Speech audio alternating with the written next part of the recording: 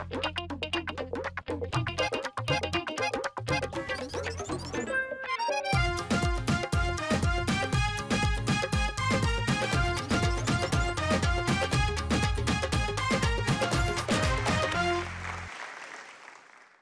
वालेकुम ख़वातीन व हज़रात, शुरू करते हैं आज का हस्बे हाल। मैं हूं आपका मेज़बान फरीद रईस। नाजरीन, आज ख़ानदानी मसाइल पर क्या नोक झोंक हो रही है, मुलाकात आपकी करवा रहे हैं कर्नल कुद्दूस और उनकी फैमिली से। अस्सलाम वालेकुम। वालेकुम अस्सलाम। क्या हाल है जी फरीद, आप ठीक ठाक हैं? जी बिल्कुल ठीक ठाक। नोक झोंक क्या होनी है फरीद, असल में तो ये जो गर्मी का मौसम होता है तो लोगों की तबीयतों में भी खामखा गर्मी पैदा हो जाती है जी हजरत। हाँ, ऐसी सूरत हाल बन जाती है हमारे मुल्क के अंदर खास तौर पे जी कि हर कोई दूसरे को बर्दाश्त ही नहीं कर पाता। बिल्कुल, ये मैं महसूस करता हूँ कि शायद ये सड़कों के ऊपर ट्रैफिक की वजह से या ये इतना टेम्परेचर जो बढ़ जाता है उसकी वजह से सभी का ब्लड प्रेशर हाई हुआ होता है, और यही जो सूरत हाल है वो घरों में भी पैदा हो जाता है। आजकल हमारे यहाँ भी माशाल्लाह ब्लड प्रेशर हाई हुआ है। तो बच्चों के साथ आजकल फुल लड़ाई चल रही है। वो मिसाल दी जाती है कि 4 बर्तन भी घर हों साथ में तो वो भी खनकते हैं, तो घर की वैसे खूबसूरती भी यही कि नोक झोंक चले लेकिन ये इतनी शिद्दत ना इख्तियार कर जाए कि जिसमें मामला हाथ से निकल जाए। जब खानदान की बात हो ना तो शिद्दत आ ही जाती है। इनके खानदान की शादी दूर तलक में गई हूँ और मेरे घर की शादी में ये जाना पसंद नहीं कर रहा है। अच्छा, मसला क्या है? मसला क्या होना है, मौसूफा के कजन के बेटे की शादी है। तो चाह रहे हैं उसकी ख्वाहिश के मुताबिक, अपने भाई की ख्वाहिश के मुताबिक ये चाह रहे हैं कि बच्चे भी सारी फैमिली चले और मेहंदी वाले दिन जाए, शादी वाले दिन भी उधर ही रहे, वलीमे वाले दिन भी उधर रहे, यानी 4 दिन का बाकायदा वहां पे कयाम सोच लिया है। तो इसमें कबाहत क्या है? भाई कबाहत क्या हो रही है फरीद, अब बच्चों के अपने शेड्यूल हैं, अपने अपने प्रोग्राम हैं। बच्चे जो हैं वो अब शहर में पले बढ़े हुए हैं, तो वो गांव इतने दिन रहना अगर नहीं पसंद करते तो भाई लड़ाई किस बात की है। मौसूफा तो फौरी तौर पे ऐसी सूरत हाल में सारा मुद्दा बहू पे डाल देती। मुद्दा मैं नहीं डाल रही, ये आपकी बहू ही मेरे बेटे से कह रही है कि हमने नहीं जाना। अम्मी, खुदा के लिए जरा ये तो सोचें कि 4 दिन गांव में कैसे रहा जा सकता है। ना तो वहाँ पे कोई ब्यूटी पार्लर है। चले, पहले दिन तो हम यहाँ से तैयार होके रेडी होके वहाँ चले जाएंगे, बाकी के दिन मेकअप कहाँ से करवाएंगे अम्मी? जहाँ से मैं करवाऊंगी वहां से तुम भी करवा लेना। क्यों जी? यानी बच्चियों के साथ बाकायदा आडा लगाया हुआ है।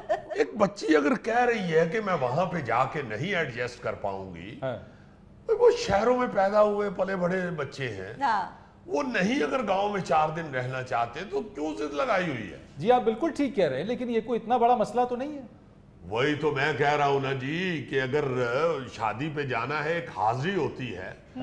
आपका वो भाई है, फर्स्ट कजन है, आपकी बड़ी प्यार मोहब्बत है उसके साथ, आप और आपका भाई वहां जाके रहे 4 दिन, वो बच्चे आ जाएंगे एक दिन के लिए शादी के रोज, वहां शादी अटेंड करके वापस आ जाएंगे।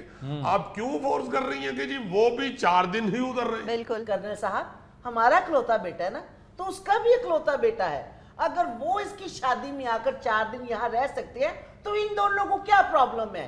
अम्मा, वो तो गांव के लोग हैं, शादियों पे जाके हफ्ता हफ्ता डेरा डाल लेते हैं। हम क्यों किसी पे बोझ बने? शादी अटेंड करनी है ना, मैं और पिंकी जाएंगे 1 दिन के लिए और वापस आ जाएंगे। किस बात का बोझ?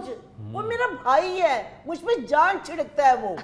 यार इस बात का तो कोई इससे ताल्लुक ही नहीं है। मैं तो ये कह रहा हूँ कि कोई वो बिल्कुल बुरा नहीं मनाएगा, खुश होगा, मगर अपने बच्चों की भी तो मजबूरी देखनी चाहिए। जी हाँ, वो बच्ची भी अगर कह रही है कि मैं वहां कंफर्टेबल नहीं रहूंगी 4 दिन के लिए, तो बच्चों की सुननी चाहिए। अच्छा, बड़ों की नुमाइंदगी तो हो रही है, बीबी आप जा रही हैं, कुद्दूस साहब जा रहे हैं, नुमाइंदगी हो जाएगी, बच्चों की ख्वाहिश का एहतराम करना चाहिए। हमारी फैमिली बहुत बड़ी, हम 4 तो जी हैं, अगर ये भी नहीं जाएंगे तो कैसे सजेगी शादी? सही कह रही है बिटिया रानी आपी, हम लोगों को जाना चाहिए। सजाद भाई ने मेहंदी पर भी खाने का इतना बंदोबस्त किया हुआ है कि अगर हम लोग ना गए तो खाना जाया जाएगा। अब्दुल सलाम, खाने पीने के अलावा तुम्हारी जिंदगी का कोई मकसद है? ना तुम बागों में फूल लगे देखते हो, ना पहाड़ों को टच करते हुए वो बादल देखते हो, ना वो समंदर की बेरहम लहरें देखते हो, ना तुम अंधेरे में चमकता हुआ 14वीं का चांद देखते हो। तुम सिर्फ ढक्कन उठाकर हांडी देखते हो।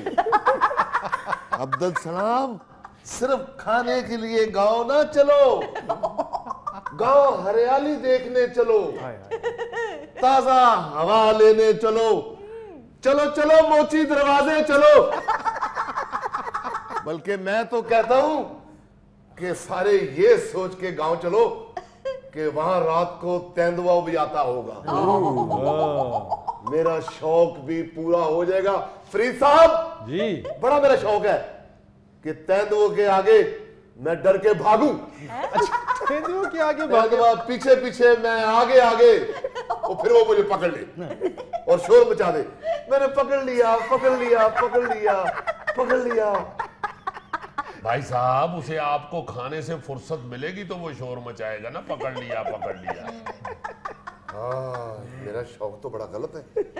देखिए, बात ये है कि अगर बच्चे आपके साथ गांव नहीं जाना चाहते तो आपको इस बात का फड्डा नहीं बना लेना चाहिए। बीबी जी चले मान जाए आप, 4 दिन की तो बात है, वो मेरा ही गांव है जहां आप लोगों ने जाना है। चलो आपके बहाने मैं भी अपने बच्चों से मिल लूंगा। क्यों जी? यानी हर शख्स अपने अपने मफाद के साथ बंधा हुआ है। हाँ बस जी, किसी को खुराक का मसला है, कोई शिकार करना चाहता जी है, हाँ। कोई अपने बच्चों से मिलना चाहता है, किसी को पार्लर ना होने का शिकवा है। जी हाँ जी हाँ। और अपने मफाद के लिए कोई दूसरे की मजबूरी नहीं देख रहा। खुदा के लिए इस तरह की चीजों से, इस तरह की छोटे छोटे मसाइल से घर में फड्डा नहीं बना लेते, घर का सुकून नहीं तबाह कर देते। 1.5 हफ्ता हो गया है फरीद साहब कि इस खातून ने सिर्फ इस वजह से बहू को बुलाना छोड़ा हुआ है, बेटे के साथ मुंह बनाया हुआ है। यार, खुदा के लिए कुछ थोड़ा सा एहसास करना चाहिए। वैसे भाभी कोई इतना बड़ा मसला तो नहीं है, इतने मसाइल वाली बात नहीं है। अगर मिल बैठकर एक दूसरे को अंडरस्टैंड करें, बच्चों की बात को देखें, आप भी देखें, तो सब मिलकर इस मसले का हल निकाल सकते हैं। इतने बड़े मफादात तो नहीं है जिसके ऊपर घर का सुकून बर्बाद किया जाए। यही मैं मौसूफा को समझा रहा होता हूँ फरीद। सारा दिन हर बात पे ये बताना पड़ता है कि ये कोई इतनी अहम बात नहीं है जिस पे आप नाराज हो रही हैं, जिस पे आप मुंह फुला के बैठ गई हैं, जो पहले ही काफी फूला हुआ है। बाबा, जलती पे तेल तो ये मामू डालते हैं। अम्मी के पास से गुजरते हुए कहते हैं कि सजाद भाई के गांव की बर्फी इतनी लजीज है। कभी कहते हैं कि सजाद भाई के घर में मकई की रोटी और साग में मक्खन डाल के खाया था। और यार, खाने की तारीफ करना है, इसमें हर्ज भी क्या है। फरीद साहब, सजाद भाई की बेगम हमारी भाभी चाटी की नमकीन लस्सी ऐसी पिलाती है कि सीने में ठंड पड़ जाती है। वो तो उस गांव का हकीम ऐसा खालस नीला थोथा बेचता है कि सारा जिस्म ठंडा हो जाता है। भाईजान, वो हकीम पिछले साल ट्राली के नीचे आ गया था। तो मत जाओ गांव, इस साल ट्राली के नीचे तुम आ जाओगे। नहीं दुरानी, ट्राली इसके नीचे आ जाएगी। कर्नल साहब, कुछ खुदा का खौफ खाओ। दोनों बहन भाई अपनी छोटी छोटी ख्वाहिशों के लिए घर में बेसुकूनी पैदा कर देते हो। वैसे मोहतरमा, ये कोई इतना बड़ा मसला तो नहीं है, क्यों आप इतना फड्डा डाल रही हैं? चले ठीक है जी, मैं भी बीमारी का बहाना लगा देती हूँ, मैं भी नहीं जाती शादी पे। क्यों जी? ये अपनी तरफ से इस मसले का हल निकालना है। यानी मसले को और पेचीदा करना चाह रही है। लेकिन ये तो हल नहीं है। वही अर्ज कर रहा हूं ना कि ये खवातीन जो है ना जी, इनको मसले को सुलझाना भी नहीं आता। यानी सुलझाओ ही ऐसा बताना है कि ज्यादा पेचीदगी पैदा हो जाए। अच्छा, ये कोई मसला इतना नहीं है। वैसे मैंने देखा है बीबी कि जो लोग गांव में पैदा होते हैं, वहां पे पले बड़े होते हैं, वो शहर जब आते हैं तो आने के बाद वो दोबारा गांव चले जाते हैं, वो पसंद करते हैं, वहां एडजस्ट हो जाते हैं। लेकिन वो बच्चे जो शहर में पैदा हुए हैं, जिनकी तालीम जो है शहर में हुई है, वो गांव जाना पसंद नहीं करते। वो बोर हो जाते हैं, 1-2 दिन के लिए जाते हैं और उसके बाद वो ये सवाल करते हैं कि हम वहाँ करेंगे क्या, हम वहाँ एडजस्ट नहीं हो पा रहे। बिल्कुल सर। वही मैं अर्ज कर रहा हूँ ना जी। और वैसे भी देखें, अपनी अपनी मसरूफियत है। हाँ जी। अब एक शादी के लिए बच्चों के साथ हम नहीं झगड़ा कर सकते और ना ही नाराज हो सकते हैं। वो बच्चे ने भी ऑफिस जाना होता है अपने, वो भी कह रहा है कि भाई ये 3-4 छुट्टियां जो हैं वो मेरी कंपनी वाले बर्दाश्त नहीं करते। एक आध छुट्टी तो चलो बनती है, वो कर लेंगे। हाँ। और वो बच्ची भी जो है वो भी अब ये मसाइल अब पैदा हो चुके हैं, ये ब्यूटी पार्लर वाला मसला, तैयारी वाला मसला। अब ये इनका तो दौर नहीं है ना, गाड़ी शीशे के सामने मुंह टेढ़ा वेढ़ा किया और लिपस्टिक लगाई और निकल गए। अब और चीजें सामने आ हाँ गई। जी। विद एक्सक्यूज भाईजान, वो अब कब गांव रहा है? सारी सहूलतें तो उधर आ गई हैं, इंटरनेट भी आ गया है और कोने पे बट कढ़ाई भी खुल गई है। ओह माय गॉड, मेरा भी गांव जाने का इंटरेस्ट खत्म कर दिया है। अगर कर्नल साहब गांव के कोने पे बट कढ़ाई खुली है तो मैं शर्त यह कहता हूं कि तेंदुआ वहां नहीं आता होगा। क्योंकि तेंदुआ पका हुआ गोश्त पसंद ही नहीं करता, वो कच्चा गोश्त खाता है। इसलिए तो तेंदुआ ने मुझे सारी उम्र मुझे चक नहीं मारा। वो मुझे समझता है ये रोस्ट हुआ है। रोस्ट हुआ है। वैसे बेटा, अगर माँ बाप की शदीद ख्वाहिश हो तो उससे मान भी लेना चाहिए, अपने फैसले पे नजरसानी करें। नाजरीन, यहाँ पर वक्त हुआ है एक ब्रेक का, हमारे साथ रहिए। फजूल बातें ना करो, कमाई के तुमने 36 जरिए बनाए हुए, कीमे वाला नान, आलू वाला नान, अचार वाला नान। और भाई पब्लिक की डिमांड होती है, वो कहती है कि बेसन वाला नान लगा के दो, आलू वाला नान लगा के दो, कीमे वाला नान लगा के दो। तो पब्लिक की डिमांड पे काम करते हो तो बनाओ फिर मेथी वाला नान। दो मुझे खाने के लिए रायते के साथ।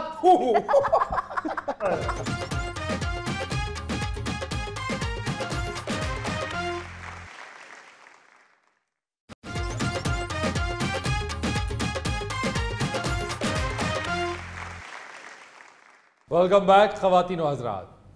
और नाज़रीन, आटे की कीमत में इजाफे की वजह से नान भाइयों ने भी रोटी की कीमत में इजाफा कर दिया है। आज हमारे दरमियान मौजूद हैं तंदूर मालिक और एक गाहक। किस लिए हाजिर किया जी मुझको? समझ आ गई है मुझे कि ये जो उर्ला है ये तंदूर मालिक है। उसकी सेहत बता रही है कि सारे शहर का आटा खुद ही खा गया।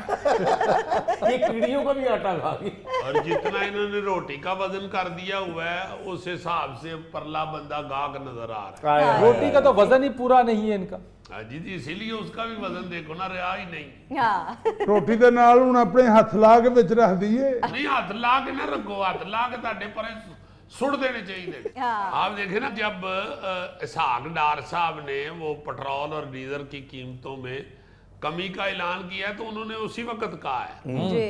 कि अब जो बाकी लोग हैं ट्रांसपोर्टर्स वगैरह वो भी तो अपने रेट में किरायों में कमी लाएं। जी।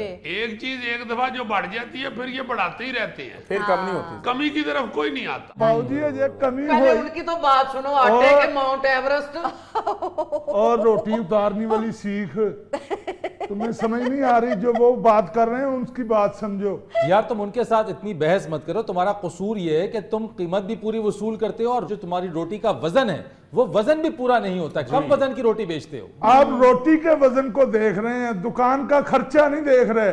गैस की कीमत कहाँ पहुंची हुई है, बच्चों की दिहाड़ियां देनी है। ओ वीर मेरे, आज ये तंदूर बंद करके कोई और काम कर लो।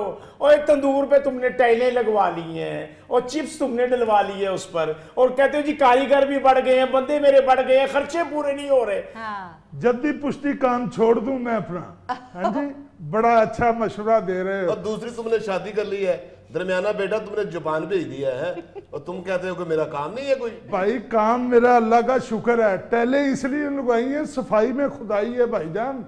साफ सुथरा करके मैं सौदा बेचता हूँ। देखे देखे बहू जी, बात सफाई की कर रहा है। खारिश कर रहा हो, पसीना आया हो, उन्हीं हाथों से ये रोटियां लगा रहा होता भाजी। यार, ये बात बिल्कुल दुरुस्त है। सफाई का कोई ख्याल नहीं रखते हो, जायद कीमत तुम वसूल करते हो। जो सरकारी निर्ख जो जिनका तयन किया जाता है उस रेट पे रोटी बेचने का, उसकी तुम पाबंदी करते नहीं हो। खर्चे तुम्हारे तुम कहते हो पूरे नहीं होते, लेकिन जो खर्चा जो तुम्हारा रेट है वो उस वजन के साथ मुंसलिक है। आप देखें कि इतना जुल्म है कि जहाँ पे गरीब आदमी ने 2 रोटियों से अपना पेट भर लेना है, हाँ जी। इनके वजन कम करने की वजह से वो 2 रोटियों की जगह बेचारा 4 खाए फिर उसका पेट भर हाँ। जी और वो 4 रोटियों के पैसे दे के आता है। जी हाँ, यानी उसे पेट भरने के लिए डबल कीमत अदा करनी पड़ रही है। बिल्कुल दुरुस्त बात है ये। सर जी, बरकत नान साहब का एक नाम है, हम ऐसे काम नहीं करते। अरे बड़ा नाम है बरकत नान साहब का। डॉक्टर आरफ अलवी तुम्हारे पार्टनर है। आप जिस मर्जी तंदूर वाले के पास खड़े होके यही बातें करें, वो यही जवाब देगा, नहीं जी मैं ऐसा नहीं करता। यार फिर कर कौन रहा है बताएं तो। यही तो सबसे बड़ा सवाल है कि फिर कर कौन रहा है। नाकिस आटे की रोटियां लगाते हैं, रोटी आप लेने के लिए जाएं, नान अभी लग के अभी आपके पास आता है, रोटी लेते हैं अकड़ जाती है, खाने के लायक नहीं रहती है। यूं आप लगता है रोटी नहीं खा रहे बल्कि रबड़ चबा रहे हैं। हाँ, इतना नाकस आटा। आप ये जो तंदूर पे रोटियां बना के बेच रहे होते हैं ना जी, वो सिर्फ आटा ही देख लेना तो बाखुदा आप कभी भी बाजार से रोटी ना खाओ। भाऊ जी, घर से आटा लेके जाएं, ये उसमें से भी पेड़े रख लेते हैं, वो भी ये सही रोटियां नहीं लगाते। जब तुम्हें पता है ये पेड़े खाने वाली डैन है तो तुम क्यों इसके पास जाते हो? तुम्हें पता है कि मैं पेड़े खा जाता हूँ, तो तुमने डॉक्टर को लिख के दिया है कि मैं बरकत नान शॉप पे जाओ, तुम घर क्यों नहीं बना लेते रोटी? यही तो स्यापा है, यही तो, इसी वजह से तो आप लोग लूटमार कर रहे हैं जी। घरों में गैस नहीं आ रही होती जी हाँ। फिर अक्सर ये होता है, अब बेचारे जो जितने हालात बुरे हो गए हुए हैं, लोग बेचारे मेहनत के लिए डबल टाइम लगा लगा के ड्यूटियां दे रहे हैं। खवातीन बेचारी साथ काम करना शुरू हो गई है। जिस घर में रोटी नहीं पक रही, जाहिर है उसने तो दूर से ही लानी है। इन लोगों को भी ये पता चल चुका है कि कहीं गैस नहीं आ रही, कहीं रोटी घर में नहीं पक रही। ये फिर अपने सारे कमालात, जिन्हें मैं फ्रॉड कह सकता हूँ इंग्लिश में, जी जी, वो ये करना शुरू हो गए हुए। अच्छा, बहाने इनके पास सारी चीजें हैं कि किस वजह से रोटी महंगी है, सफाई नहीं हो रही है, आटा नाकिस है। इन्होंने अपनी कोई गलती माननी नहीं है। वो बस सिर्फ यही कहना है कि जनाब हमारे खर्चे पूरे नहीं होते हैं, हमारी दुकान नहीं चलती है, और लोगों की मजबूरियों का फायदा उठा रहे हैं। और यूनियन बनाई हुई है एडे तुसी लेस्को वाले। अब भाई यूनियन ना बनाए तो हमें गवर्नमेंट ही नहीं टिकने देती। कभी गैस का महकमा आ जाता है, कभी फूड वाले आ जाते हैं। यूनियन ना बनाए तो हम क्या करें? सौरे ना लड़ाई हुई तो उत्थे भी यूनियन दे बंदे लै गए। और ये फैमिली मैटर है मेरा। बस जी, असल में ब्लैकमेल तबीयत हो जाए ना जी जिस भी शोबे की, वो फिर इसी तरह लोगों को लूटना शुरू कर देते हैं। इनको ये भी पता है कि आबादी बहुत ज्यादा बढ़ चुकी है, लोगों का हमारे बगैर अब गुजारा ही नहीं है। फिर यूनियन बन गई हुई है, आवाज उठाने के लिए या हड़ताल करने के लिए इकट्ठे हो जाते हैं। अब जाहिर है ऑब्वियसली इनके बगैर सिस्टम तो नहीं चल सकता।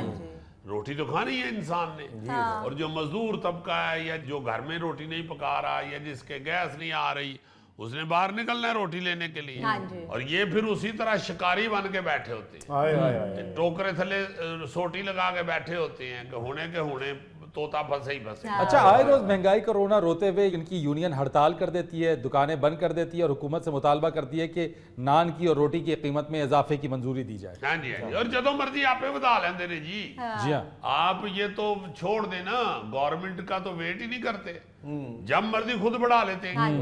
और जब गवर्नमेंट कहती है कि छापे मारें, चेक करें, नहीं छोड़ेंगे, फलान टमकान, सब कुछ उनको छोड़ना पड़ता है। और ना ही उनकी अप्रोच है हर तंदूर पे। मतलब कितने को अफसर हैं, उन एक अफसर जेड़ा एक तंदूर से बैठा रहे।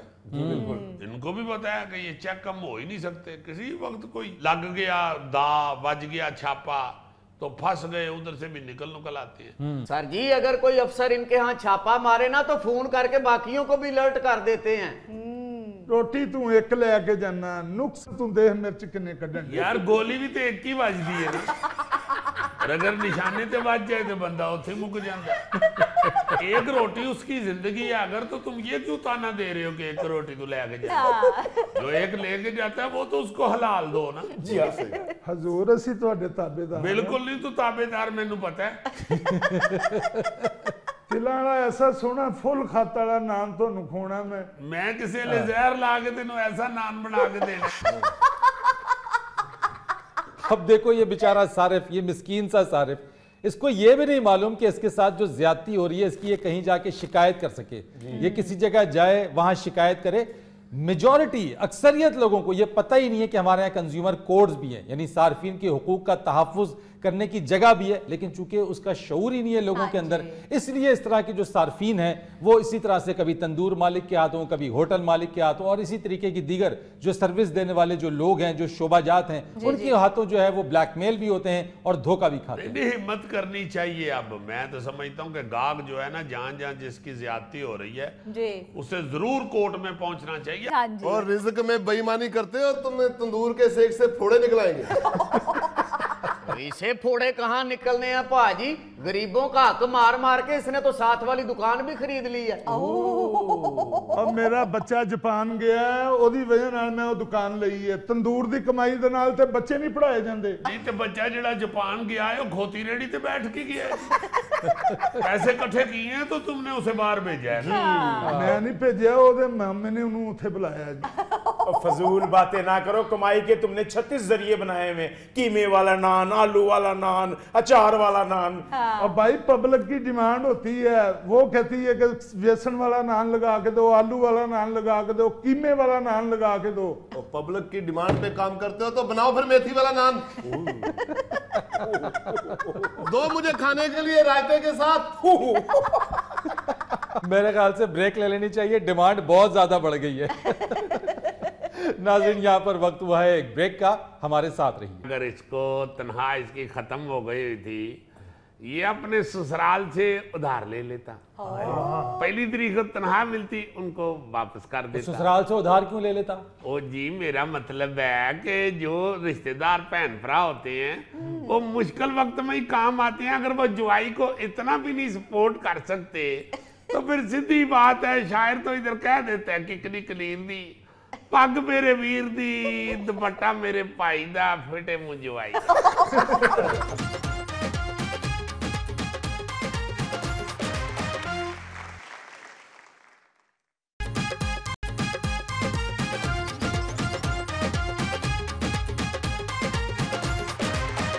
आज हमने अपने प्रोग्राम में दावत दी है एक मीटर रीडर और सारिफ को। अस्सलाम वालेकुम। जी वालेकुम सलाम जनाब, ठीक ठाक हैं आप? खैरियत है जी? ठीक ठाक क्या होना है जनाब, आप इतने लंबे बिल भेज देते बंदे के होश उड़ जाते हैं। जी नहीं, जितना बिल होता है उतना ही भेजते हैं, लंबा क्या हमने थान से उतार के भेजना है। अच्छा माशाल्लाह, यहाँ आप हंस के बात कर रहे हैं, दफ्तर जाओ बिल ठीक करवाने या किस्त करवाने के लिए, उस टाइम आपने मुंह बनाया होता है। आप सिर्फ मेरा हादसा देखने आते हैं या बिल ठीक कराने आते हैं? देखें हजूर, ये जो बिजली का सिस्टम है ना जी, ये इसके मुतालिक ही तो कहा गया है कि कोकला छिपाकी जुमेरात आई जे, जेड़ा आगे पीछे वेखे ओदी शामत आई। भाई आपकी तरफ से हम गरीबों की शामत आई हुई है। बाजी बड़ा नेर है, बड़ा जुल्म है। देखे तनख्वाहदार बंदा क्या करे। नहीं तो इसमें बापडा का क्या कसूर है जी, आप तनख्वाहदार हैं। तो बापटा कोई कसूर है भाजी? पिछले साल का बिल देखे 200 यूनिट का और था, इस साल 200 यूनिट का रेट कुछ और है जनाब। देखिए पहली बात तो ये है कि 1 यूनिट तो आपका मुंह है। आपको 200 यूनिट क्यों आए हैं? दूसरी बात ये है, देखें फरीद साहब, जब ये बिजली का बिल बढ़ता है या कीमत बढ़ती है बिजली की, तो उसमें मीटर रीडर का तो कोई कसूर नहीं होता ना जी। क्यों नहीं होता? ओ एक मिनट काका जी, एक मिनट। देखो मीटर रीडर ने को पीछे मंडी से बिजली ला के आगे नहीं बेचनी। गवर्नमेंट की बिजली है, वो आ रही है तारों से, मीटर रीडर सिर्फ आता है, क्लच फोटो खींची जो है जाके दे दिया, उन्होंने जो बिल बनाया ले आके पकड़ा दिया। मेरा तो काम ही लेन देन का है जनाब। लेन देन का? नहीं नहीं नहीं नहीं नहीं, आप दूसरी तरफ जा रहे हैं। देखें इसी हवाले से मैं कहता हूँ लेन और देन। जी जी। ओ जनाब, बड़े भाई ने ये बिल वाला ना, आप इनसे ये पूछे कि जब जमा कराने की डेट होती है तो एक दिन पहले भेजते हैं बिल।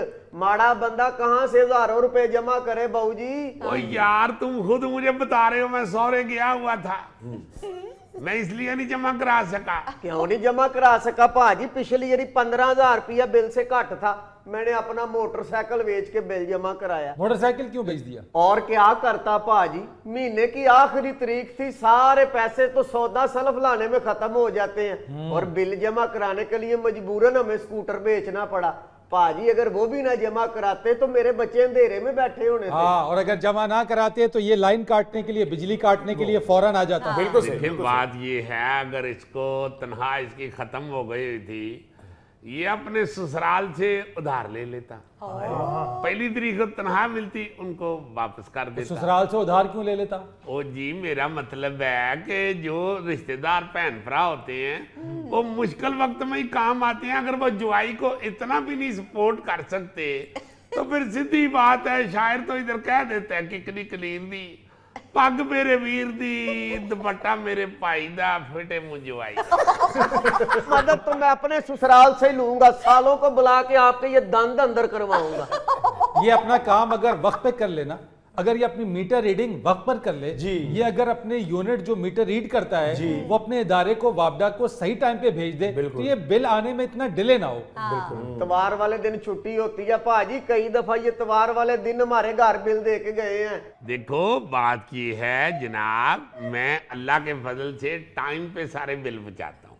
हाँ। इनको जब मैंने बिल बचाया ना जी, 2 दफा इनके घर गया हूँ। अच्छा। पहली गल तो मैं इन्होंने बूहे थले ही पानी खलोता होंगे। अगर मैं बिल दरवाजे के नीचे से अंदर करता तो बिल तो तार गया हुआ था। ठीक है। इसको दोबारा नया बनवाना पड़ना। 6 बारी मैं बूहा खड़काया, इन्होंने घरों कोई नहीं निकले। मेरा मतलब है मैं बूहा तोड़ के बिल सुटता तो मैं उनकी चोरी च फड़े आ जाता। ऊपर से आपका हुलिया भी चोरों वाला है। अच्छा जी, तलाल चौधरी साहब, आपकी लगी हुई है सरकारी तनख्वाह तो आपको आती है बातें। आपको बच्चों के लिए बिल जमा करने के लिए किसी के आगे थैली करनी पड़े, देखता हूँ इज्जत का इनको तो जनाजा यूनिट कैसे। रोई ना, तेरी मेहरबानी, तेरी मेहरबानी ना रोई। एक कथरू भी निकलिया तो तेरा मुंह दे डूब जाने। देखो देखो देखो, बात ये है भाई जी, कभी भी अल्लाह के फजल से आपका भाई झूठ नहीं बोलता। सीधी बात करते हैं, सीधा बताते हैं कि भाई जी ऐ तुम्हारा बिल है। यार अगर आप लोग बिल अदा नहीं कर सकते तो बिजली ना जलाएं। सारी दुनिया में ऐसे है कि जितना कोई अफोर्ड करता है उतनी बिजली जला लेता है। बाहर के मुल्कों में तो जनाब जिस तरह ये मोबाइल फोन में नहीं लोड करवाते, इसी तरह बिजली के मीटर में लोड करवा लेते हैं। आप 20 रुपये की बिजली लोड करवा ले, 20 रुपए की जला ले। यार इधर ये रटाई नहीं खत्म हो रहा कि नहीं जी मैं तेरी बिजली नहीं सी बाली, भाई साहब इन्होंने बिल ज्यादा भेज दिता है। नहीं जी साढ़े यूनिट महंगी हो गई। यार बिल ज्यादा आता है तो वो शिकायत करते हैं ना, और फिर मैनेज करते हो ना लोगों के साथ मिलके। जिनके ज्यादा बिल आते हैं, मीटर रीडर उन लोगों के साथ मिलके मैनेज कर लेते हैं, उनके बिल ही नहीं आते। 4-4 एसी चल रहे होते हैं और बिल कितना आता है? 1500। ये बात ये जवाब देखो, देना। मैं जिंदगी किसी नाल मैनेज नहीं जे करदा सुआए ताड़ी भरजाई से। उसको मैं मैनेज कर लेता हूँ। अगर मुझे कहे कि जाते हुए दफ्तर में जरा मुझे मेके उतार दो, उतार देता हूँ। वो चूंकि मुझे मैनेज कर लेती है। हाँ, यही मैं कहना चाह रहा था कि उन्होंने आपको मैनेज किया हुआ है, इसीलिए आप मैनेज हो गए उनसे। और इनका बस चला तो ये आसमानी बिजली का बिल भी हम पे डाल दे। ये ज्यादती कर रहे हैं आप। हाँ, मेरा बस चले तो बिल नहीं, आसमानी बिजली जरूर आप पे डाल दो। अच्छा भाई जी, तुम गन्ना तो नहीं चूप सकते, रोज पींदे होगे। जी गन्ना चूपते जी, अच्छा जी, बल्कि मैं तो गन्ना चूपा तो साफ नजर आता है। नाजरीन, यहाँ पर वक्त हुआ है एक ब्रेक का, हमारे साथ रहिए। मतलब खामखा ऊंचा बोल रहे हैं, खामखा। आप बाजारों में खड़े लोगों को बातें करते हुए सुने, ऐसे लगता है कि उनको ये पता ही नहीं कि इर्द गिर्द लोग फिर रहे हैं। इतना ऊंचा बोल। ओए हाजी साहब की गल सुनी, हाजी साहब कल कहते ले अक्सर लोग टेलीफोन पे भी हेलो आवाज नहीं आ रही है, और ये बस में बैठ के कर रहे होते हैं।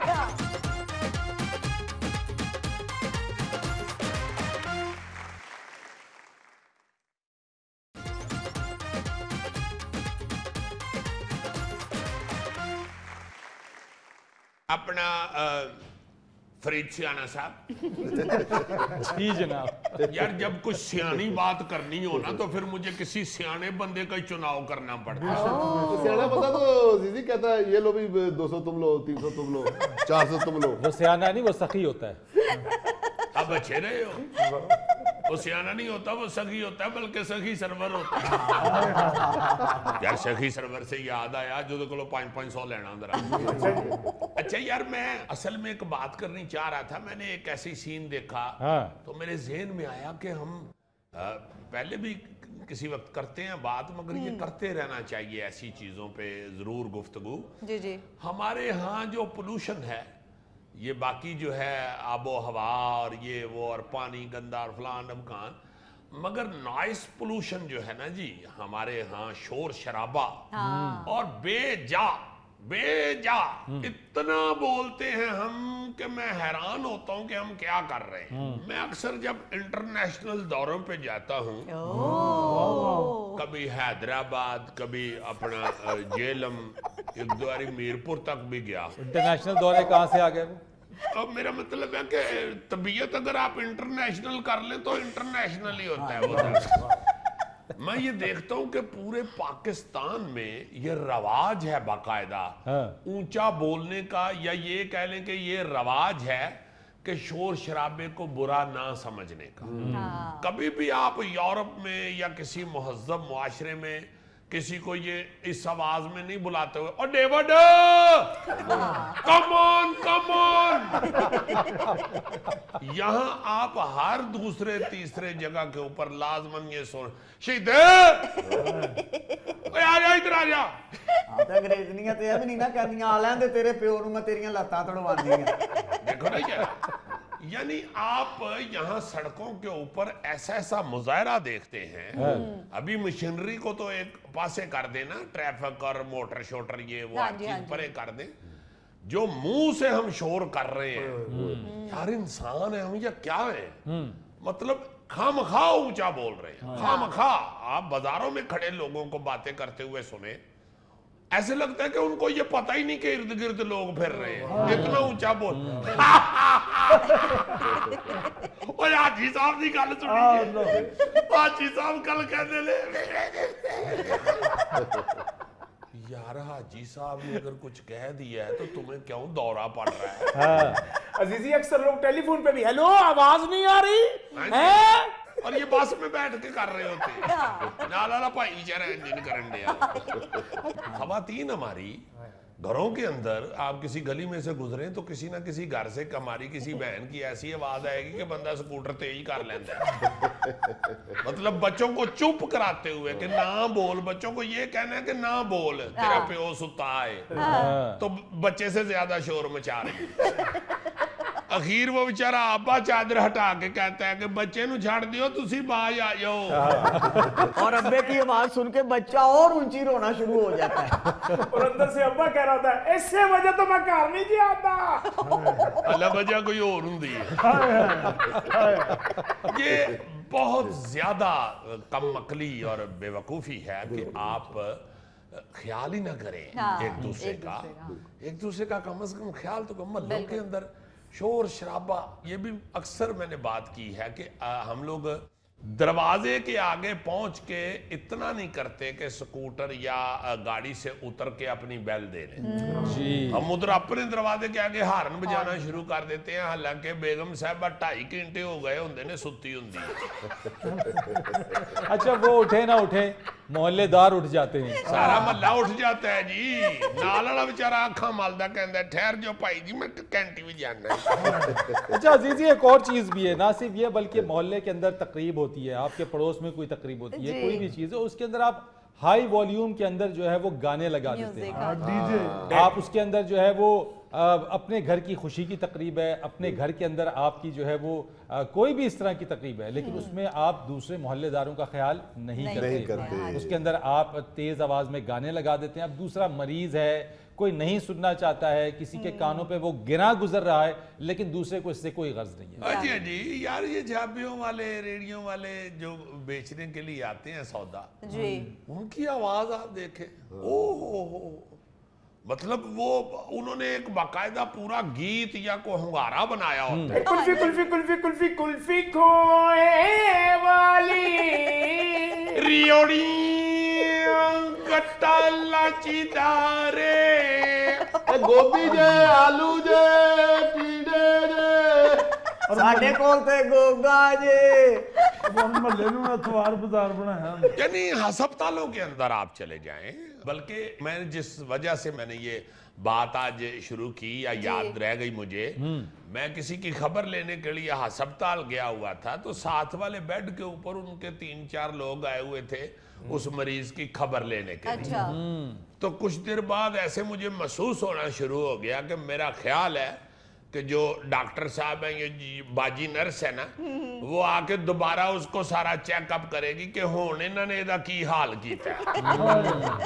जो बाकी मरीज हैं, किसी की शायद ज्यादा बुरी हालत है, बिल्कुल, या शायद आपका शोर उसको तकलीफ दे रहा है। बिल्कुल। इसी तरह जब हम मोहल्लों में आते हैं तो शायद कोई साथ वाले घर में कोई बच्चा पढ़ रहा है, अब उसका बेचारे का अगर कोई केमिस्ट्री का या फिजिक्स का या मैथमेटिक्स का पर्चा है, और बार गली वाला जेड़ा है बेचारा वो वेचन पापड़ डे है, ते जेड़ा उन्हें हारन लाया वो कान पापड़ कर देंदा ओ भाई, मैंने अस्पताल की वार्ड में एक बंदे को गर्म अंडे बेचते हुए देखा है। ओ यार, बस बस बस। नाजरीन, ये था आज का हस्बे हाल। जाने से पहले एक खूबसूरत बात। जी, मारूफ कलमकार तारिक बलोच सहराई लिखते हैं, प्यास को बुझना नहीं चाहिए वरना कुएं की तलाश रुक जाती है। और याद रखिए, एक दरियाफ्त होने वाला कुआं कई जिंदगियां बांटता है। वाह वाह वाह। अपने मेजबान फरीद रईस को इजाजत दीजिए, कल आपसे फिर मुलाकात करेंगे। अल्लाह हाफिज।